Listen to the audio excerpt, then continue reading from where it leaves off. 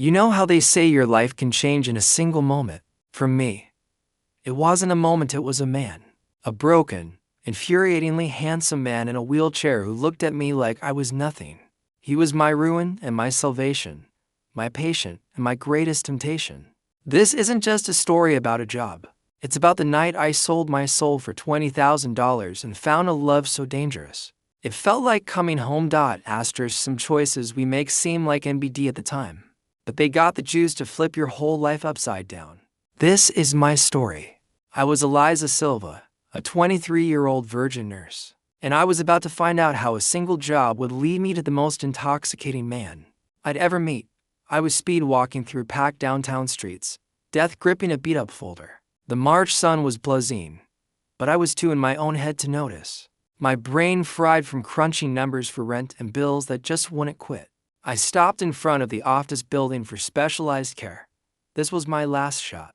A friend had mentioned it offhand, saying they hooked up nurses with legit, high-paying gigs caring for private patients in special situations.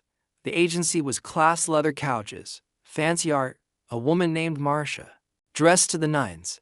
Checked me out with a sharp, all-seeing stare. She led me to a private room, the vibe turning secretive. Gonna be straight with you, Eliza. We have a specific client. He's a lot, she said. 38, loaded, paraplegic after an accident, needs intensive care, but has a brutal attitude. He's gone through 8 nurses in 3 months. Then she slid the contract over. The pay was $20,000 a month. My heart stopped. It was the answer to everything. Why is the pay so insane? I asked, side-eyeing the offer. The client has specific needs, Marcia said, pausing carefully. He prefers professionals with no romantic entanglements. Believes it keeps things strictly business. I blushed hard. She knew. At 23, I was still a virgin, not by choice, just by life. I'd been too busy caring for my sick mom and burying myself in my studies. He values discretion above all, Marcia added, her voice a low purr. The job requires physical intimacy of a clinical nature. He needs someone who won't blur the lines. The next day, a sleek black car dropped me at a breathtaking mansion far from the city. A housekeeper named Carmen led me to his room with a warning look. Be patient with him. I took a deep breath and pushed open the door. And there he was. Otavio Mendonca was in a sporty wheelchair by the window, his back to me. Even sitting down, I could see the powerful lines of his body, the broad shoulders, the muscular arms straining the fabric of his dress shirt. When he turned, the air left my lungs. He was devastating. Sharp jaw, dark intense eyes that held a universe of anger and pain, and a mouth that looked like it was made for sin. He radiated a raw, masculine energy that hit me like a physical blow. So you're the new victim, he said, his voice a deep, sarcastic rumble that vibrated right through me. Let me guess. Fresh out of school, full of idealism, and desperate for my money. I'm Eliza Silva. I'm a nurse, and I'm here to do a job. I willed my voice not to shake. He wheeled closer, his gaze trailing over my body with a lazy, predatory heat that made my skin prickle. Do a job, he mocked, his eyes locking on mine. You know what that means, Menina. It means you'll have to bathe me, touch me, put your innocent little hands all over this broken body. You still think you can handle that? The sheer, graphic bluntness of it, the way he said touch me, it sent a shocking, unwelcome thrill straight to my core. I felt a blush burn across my chest and up my neck. I know my responsibilities, I managed. Holding his stare, he let out a low, bitter laugh and moved so close our knees almost touched. The scent of him clean soap and something darkly spicy wrapped around me. Really? He murmured, his voice dropping to an intimate, challenging whisper. I can see the blush on your skin. You've never even been with a man, have you? I can smell the innocence on you. My breath hitched. He saw right through me.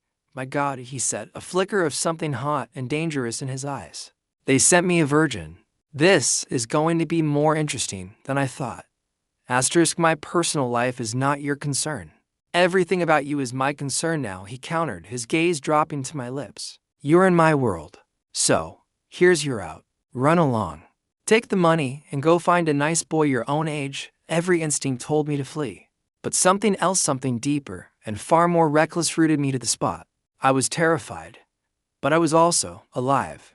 For the first time in years, I felt truly, electrically alive under his intense, penetrating stare. I was hired to do a job, I said, my voice surprisingly steady. I'm not going anywhere. He studied me for a long, silent moment, the air between us crackling. For the first time, the mockery in his eyes faded, replaced by a spark of genuine, blazing interest. All right then, Nurse Eliza, he finally said, a slow, wicked smile playing on his lips. You want the job? Let's see what you're made of. The bathroom is through there. Get everything ready. He leaned forward, his voice a husky promise laced with a threat. Your first lesson starts now. You're going to give me my bath, a jolt, half terror and half pure, undiluted anticipation, shot through me. This was it. I was about to cross a line from which there was no return. And as I walked into that bathroom, my heart hammering against my ribs, I knew one thing for sure. I wanted to. The first bath was an experience that branded itself onto my soul. My hands trembled as I prepared the warm water. Ottavio had transferred himself to the special stool with a powerful, graceful shift of his arms. You can take off your shirt, I said, my voice barely a whisper. He watched me, that challenging smirk back on his face. Sure you're ready for this, nurse? Without breaking eye contact, he pulled the shirt over his head, and my breath caught. His torso was a masterpiece, sculpted pectorals, ripped abs, a landscape of pure male power. But then I saw them. A series of jagged, brutal scars marred his back.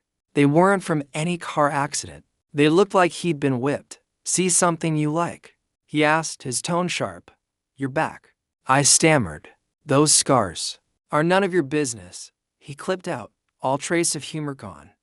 I worked in silence after that, my slick, soapy hands gliding over his skin. The contrast to the smooth, hot muscle under my palms and the raised, rough tissue of the scars was jarring. My inexperience screamed at me, but a deeper, professional instinct took over. My touch was firm, clinical, yet every point of contact felt like a live wire. When I washed his back, my fingers gently tracing the edges of the worst scar, I felt him shudder. Does it hurt here? I asked softly, pressing a tentative finger near the inflamed tissue. He flinched. Sometimes. This needs to be looked at. It's not healing right. Drop it, Eliza. His voice was low, a raw warning that somehow felt more intimate than anything we'd done so far. Later, during physical therapy, he pushed himself mercilessly, sweat sheening his skin.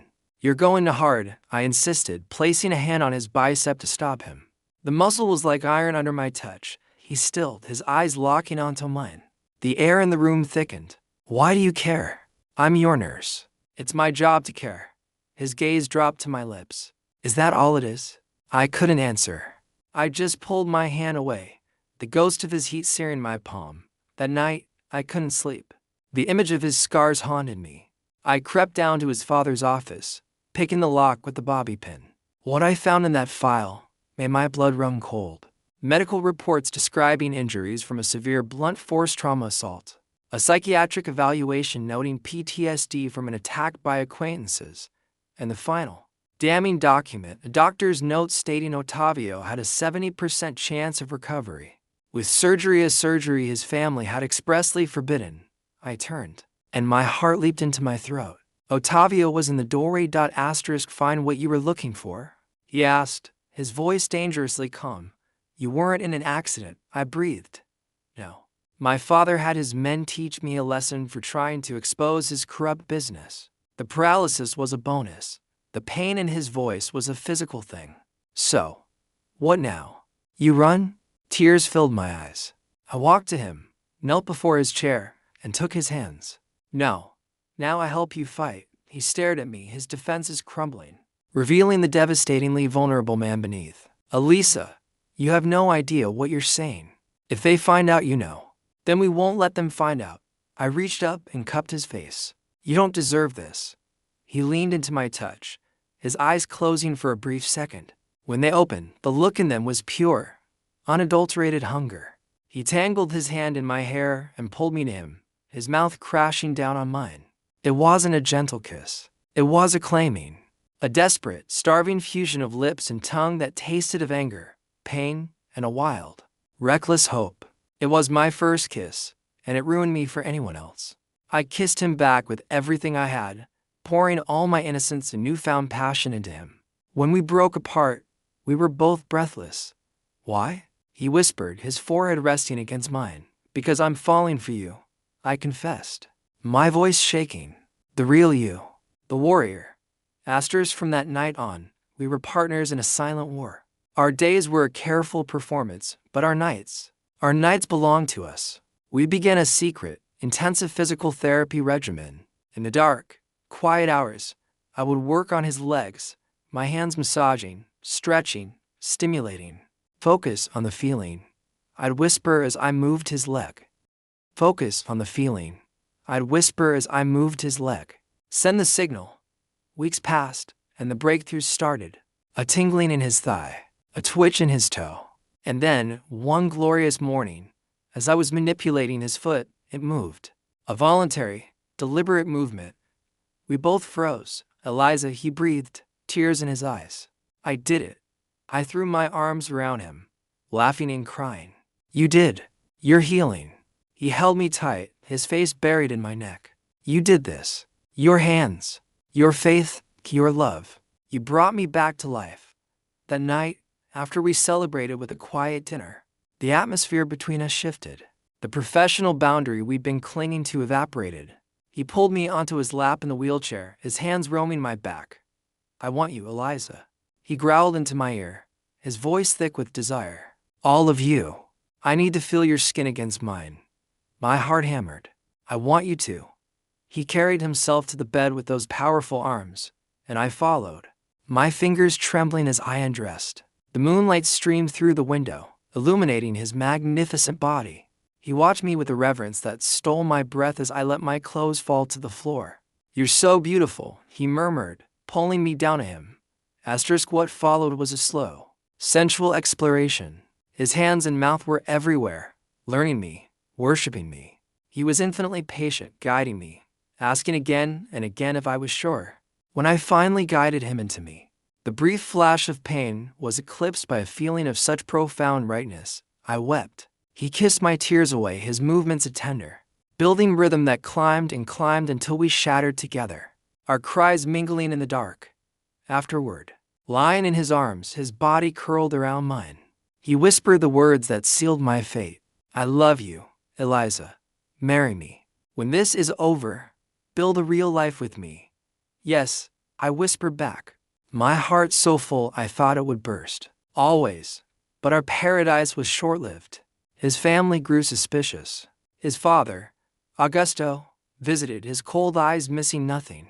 He threatened me directly. It would be a shame if something happened to your dedicated little nurse. The noose was tightening. We contacted my old professor, Dr. Moreira, who came secretly and documented everything.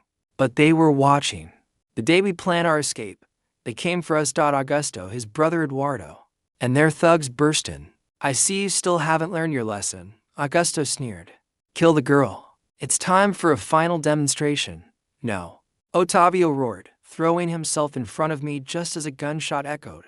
The bullet tore through his shoulder.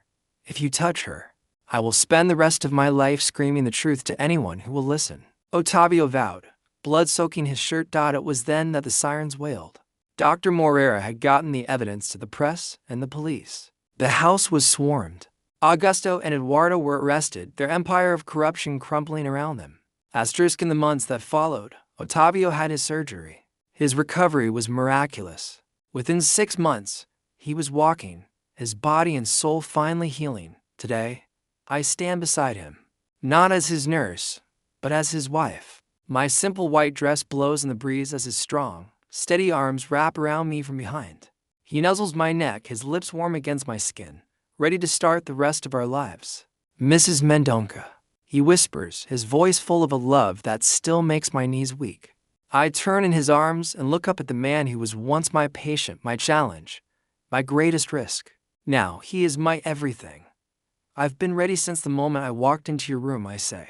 And I kiss him, pouring all the love, passion, and hope of our second chance into it. Sometimes, the most dangerous paths lead to the most beautiful destinations.